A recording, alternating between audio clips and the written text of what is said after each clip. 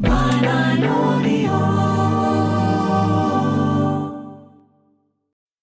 Ryan Reynolds here for, I guess, my 100th Mint commercial. No, don't. I mean, honestly, when I started this, I thought I only have to do like 4 of these. I mean, it's unlimited premium wireless for $15 a month. How are there still people paying 2 or 3 times that much? I'm sorry, I shouldn't be victim blaming here. Give it a try at mintmobile.com/save. Whenever you're ready. $45 upfront payment equivalent to $15 per month. New customers on first 3-month plan only. Taxes and fees extra. Speed slower above 40 gigabytes. See details. Rated T to M. Hey, want to hear a PC Game Pass ad? I'll take your silence as a yes. Want new games on day one like Call of Duty Black Ops 6 or Stalker 2? I thought so. How about unlocking all the League of Legends champions when you link your Riot Games account? All for one low monthly price? Well, guess what? We got you. Learn more at xbox.com/PC Game Pass or click the banner. Stalker 2 available November 20th, 2024. Game catalog varies by region and over time. And that's the end of the script. Hi and welcome to the Byline podcast. I'm Adrian Goldberg. This time was COP29 a cop-out. This year's summit in Baku, the capital of Azerbaijan, was all about the money. How much would developed nations give to countries in the global south to mitigate the effects of climate change and move towards a post-carbon economy? At one point, the conference appeared to be on the point of collapse. In the event, a deal was brokered, giving developing nations $300 billion annually, around a fifth of what they asked for. But there is a catch. That money won't come on stream until 2035. Another point of controversy was a decision to allow rich countries to buy carbon credits from less polluting nations, meaning they won't have to work so hard to reduce their own carbon footprint. In this context, the UK government has been proactive, setting a new and more ambitious target for reducing greenhouse gases. Let's welcome Patience Nabukalu. Patience is a climate and environmental activist from Uganda, and Mark Maslin, who is a professor of Earth System Science at University College London. Both of them have been in Baku. Patience, I want to start with you because I want to talk about what a country like yours needed from COP29 and what it has got. Thank you very much. I'm Patience from Uganda in Africa, a continent that has least contributed to the climate crisis, less than 4% of the total global emissions, but it suffers the hardest impacts of climate change. I come from a country where flooding, droughts, lost cultures, lost lives is the order of the day. A country where people like me don't have hope for the future or for the next day because of the continued devastating impacts of climate change. I am a victim of climate change from day one. Climate change linked with flooding. I lived in a place in Kampala that every time it rains, we don't know if we can survive for the next days. We have seen friends and people die because of flooding. People like me not go to school because of climate change impacts. And this is one of the reasons why people like us are continuing to demand for justice, because people here are continuing to die. People here are continuing to lose their loved ones and their homes. We are in a country where the rich nations have turned us into a dumping site, a continent where devastation, extraction, and exploitation of the global north countries is the order of the day. And that is why people like me come up to demand for climate finance, to see damage fund being delivered, come up to see a total phase out of fossil fuels, because I've been campaigning against the East African pipeline for the past 3 years. And we are seeing a French company called Total Energies continuing to devastate people in form of investments. It is a climate bomb in the making, and this is the crude oil pipeline, which will be the longest oil pipeline in the whole world. Over 100,000 people are going to be displaced because of a single pipeline. It's the same place where we are seeing such projects to emit over 34 million metric tons of carbon emissions per year being put in or being invested into And it's the same time we are seeing COP events being organized, and people like us are not put at the center of the conversations. But it's so sad. These same spaces that should provide solutions are the same spaces that see red carpets being rolled out for the fossil fuel drivers, fossil fuel lobbies, people who are continuing to devastate lives. And to me, I feel like this is not justice. Youths, indigenous people, people who are at the front line of the crisis should be at the center of decision making. It's until now we see COP failing us once again. I repeat, COP failed us, and it has failed us once again. I went with 3 agendas at COP 29. I went with an agenda of seeing climate finance being put first in COP 29 conversations. Phase out of fossil fuels because of people like us being a victim of continued neocolonialism, continued human rights violation, continued devastations and extraction, and also seeing that loss and damage fund is delivered. But we see people who are deciding for us still the lobbyists. The people that have contributed to the crisis, they have been given to be at the center of the solution of their own problem they have created. And guess what? They are planning to mobilize 300 billion by 2035. And this is justice. And yet, even the loss and damage fund has not yet been delivered. It is still into pledges. They're still talking about mobilizing 300 billion. And yet, the devastations that have been put into the global south are worth trillions of dollars. And Mark, we were chatting before Patience joined us and we started the recording. This $300 billion I mentioned in my introduction is only a fifth of what countries in the global south were asking for. At the moment, the level of commitment from developed nations is $100 billion a year. But even that is not being met. The 100 billion was actually promised in 2009 and ratified in 2010. And every calculation we've made means that it has not ever been delivered, which of course has angered, quite rightly, developing countries who have said, you promised this, but you haven't delivered. And now what we have is another pledge of only 300 billion by 2035. And the interesting thing there is you have to look at the small print, because the small print says from government and private money. So therefore, it's not all government money that will be 300 billion. It will be private investment, which is going on all the time. We know to deal with climate change, we have to have net zero emissions by 2050, earlier if we can. And the interesting thing is we have to move away from fossil fuels. We have to have renewable energy as much as possible. But to do that, we need the finance. We need to invest. That's why the developing countries were saying, look, we need 1.3 trillion, which is actually still less than 1% of the world's GDP, to basically allow them to skip the fossil fuels energy systems and go directly to renewables.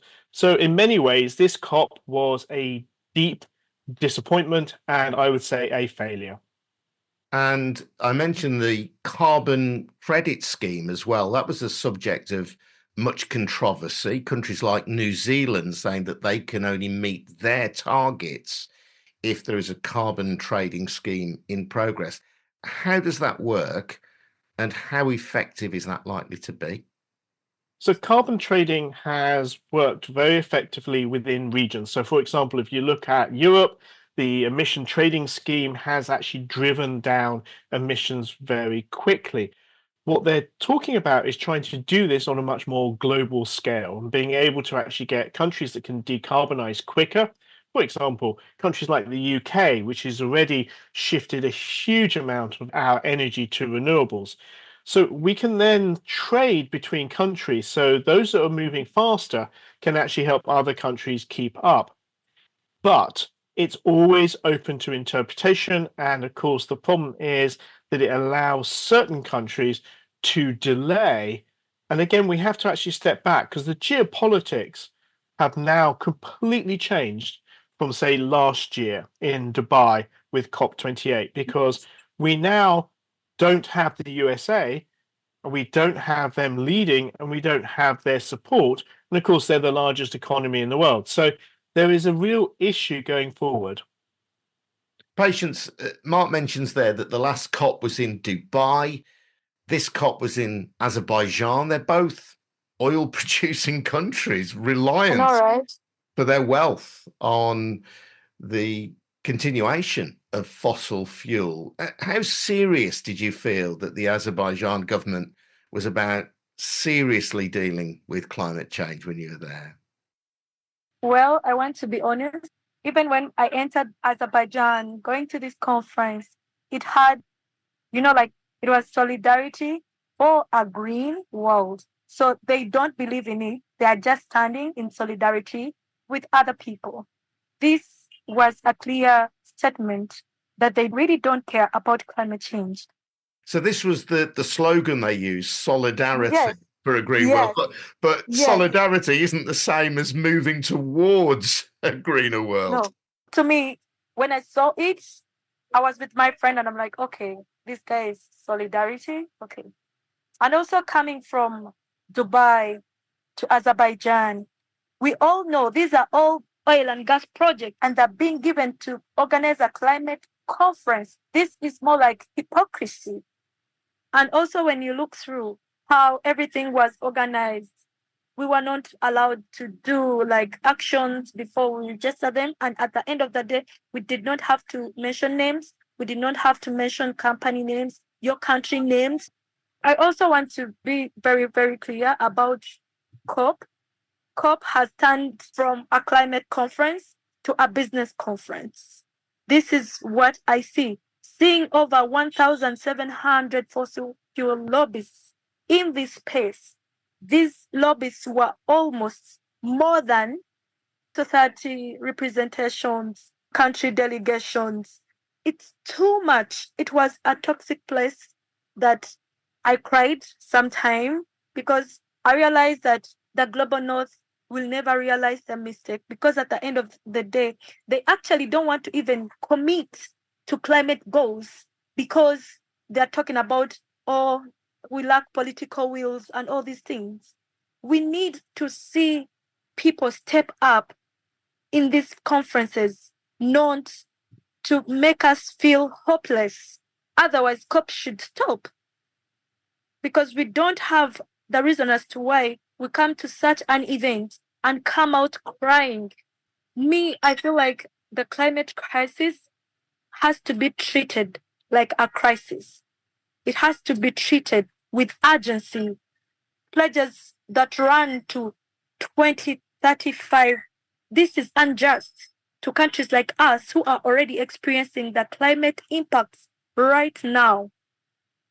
Where we see children dying, we don't understand the type of justice they're talking about by 2035.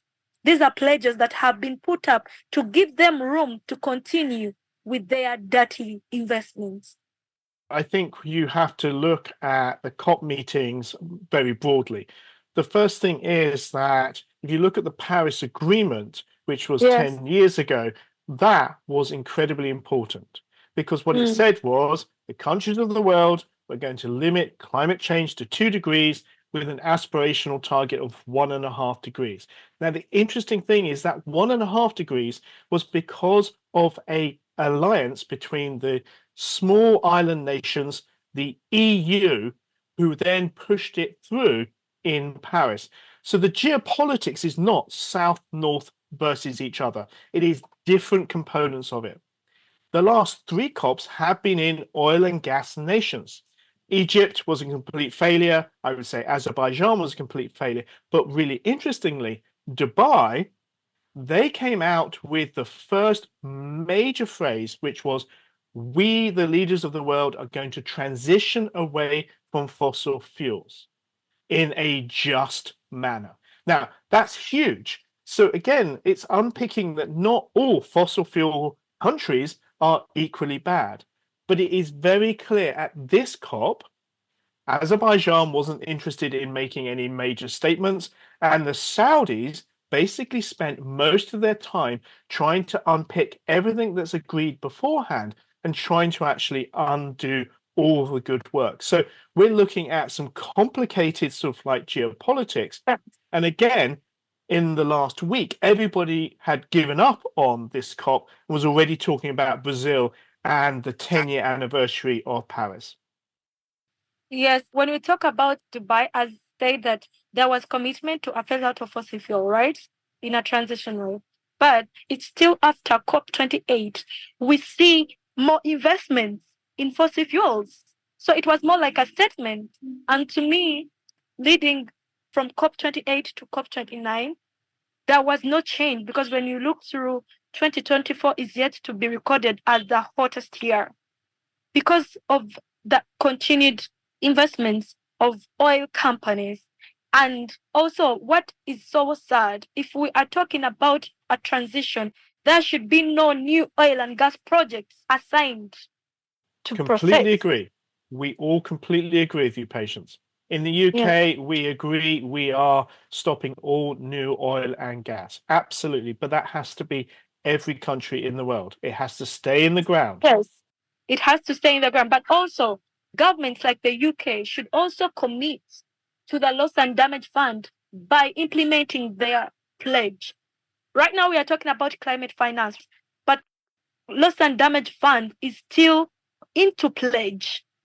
And we saw, I remember at COP28, UK pledged over 60 million. But according to the loss and damages that has been created by the UK, the US, Germany, all these global north countries, and the pledge that was put into the bag of the loss and damage fund, it's until today, and we've not heard how this money is going to be delivered and how this money is going to be distributed and how this money will flow to the global south countries. Is it in form of loans or grants? Because what we really care is, even if it's climate finance, this money should not come into loans because the global south is already devastated with debts.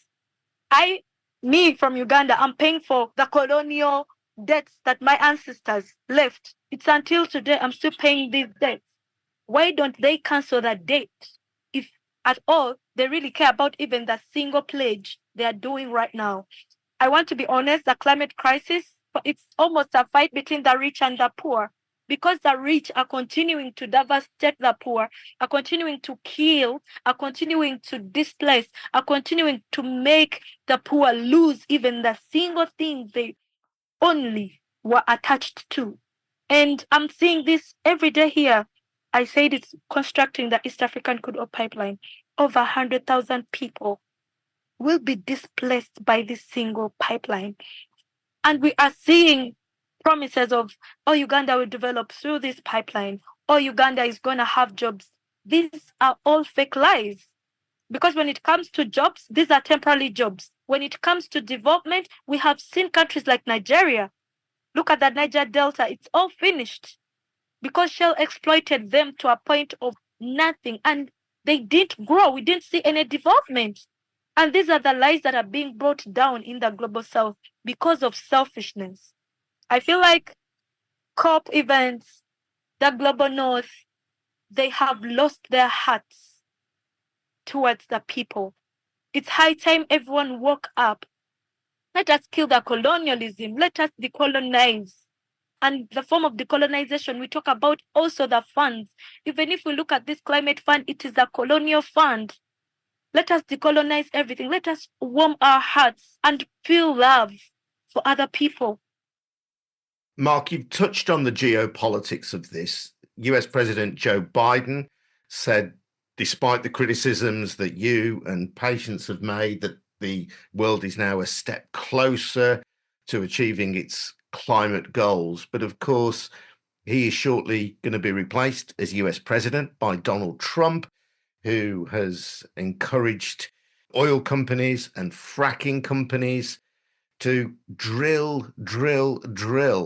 So having heard this heart-rending testimony from Patience, which really, really moving and powerful and thoughtful. We have somebody in the White House who is not listening, or will shortly have somebody in the White House who's not listening.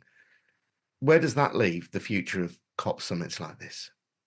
So for me, I think the most important thing is we need other countries to step up and lead. So it's really interesting that at, I would say, COP29 in Baku, China stepped up. So China was engaged. It was talking about sort of like pushing forward agendas. It was talking about finance. And they're the second most powerful country in the world, and they're stepping up. We need India to step up. Unfortunately, India didn't even have a pavilion at COP29 as they saw this as a technical COP, and they contributed, but they weren't really involved. But then we also need Africa. Africa is where the greatest growth in resources, the greatest growth in youth, the greatest growth in all that economic power is going to happen in the next couple of decades. So what we need is Africa and the African countries to start really working together to actually then trade with each other, prevent this colonialism that's happened for hundreds and hundreds of years, and actually become a force for positiveness in the world. We don't necessarily need the US, it is the biggest economy, but we need other countries to fill that void. We need them to actually take leadership on. And I think that's going to be very telling in the next couple of years. Brazil are going to lead. Okay, Brazil wants the 10th anniversary of the Paris Agreement to be a huge success. Remember, the Rio conference in 1992, which set the agenda for everything that we worry about with the environment and climate change, that was the first real meeting. And so Brazil has this legacy that they want to carry on as a leader of the world when it comes to the environment. So we have everything to play for. And yes, we're going to lose the US for 4 years. Let's just ignore them and move on. In that context, Mark, the UK, of course, in global terms these days, is a relatively small country in terms of manufacturing, in terms of our global emissions, I guess. How significant is it that Keir Starmer has actually set a more ambitious target for reducing climate emissions than was previously the case? Is that going to make much difference in the bigger picture? So it's a huge statement and it will be difficult to get to, but it shows clear intent. So you have to remember this whole thing about, oh, the UK, we're very small. No. If you look at the whole history of emissions, the UK is still one of the top 10 emitters in history. Okay. Because of the Industrial Revolution and the Industrial Revolution, the Empire, and all of that. And again, what's interesting is we're still the 5th largest economy in the world. So if the 5th largest economy in the world can go green, make money, still support its population, then that's a message to the rest of the world that says, look, renewable energy, cheaper, cleaner, safer, and more secure. So you have energy security. UK have done it. Guess what? So can you. It's also one of those things that people in the UK don't realize that if we build up this economy, the renewable energy economy, then we can go to other countries like Nigeria, like Uganda, etc., and go, hey, this is how you do it. This is how you actually get renewable energy into rural areas. Because for me, in Africa, renewable energy is such a bonus because you don't need these huge networks. You don't need gas pipelines. What you need is solar panels and wind all in local areas that can support people in villages and towns.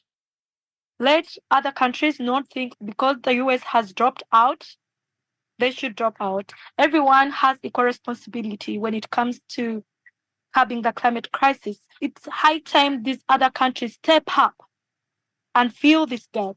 And the other thing about Africa, Africa has the potential to be the leader when it comes to renewable energies. We receive almost 12 hours of the sun, and this makes us very fit for renewable energy leadership. The global north is not willing to leave Africa to have this opportunity. We have the resources, we have everything. And this is the reason as to why devastation is continuing to happen. He talked about Africa uniting. The global north can never allow Africa to unite, to lead. I've seen this and I believe it. Patience, it's been really fascinating to speak to you. Thank you so much for your time. That is Patience Nabukalu, who is a climate and environmental rights activist in Uganda. And also, we've heard from Professor Mark Maslin from University College in London. Before we go, just to say, if you want to support our work on this podcast, please take out a subscription to the Byline Times, our brilliant monthly publication. You might also want to think about buying a Christmas present for someone. We've got some great books. How about A Dead Cat on Your Table, about culture wars by Peter York, illustrated by Martin Rosen. Go to bylinebooks.co.uk to order yours. I'm Adrian Goldberg. This has been the Byline Podcast, produced in Birmingham, UK by me and Harvey White. Thank you so much for listening. I think this has been a really powerful and hugely important episode of the podcast to recognise the incredible insight that Patience and Mark have given us. I do hope world leaders are listening. Thank you both very much indeed. It's been a real privilege to speak to you. Thank you. We'll speak again. Cheers. Pleasure. Now. Bye-bye. Take care. Bye. Bye.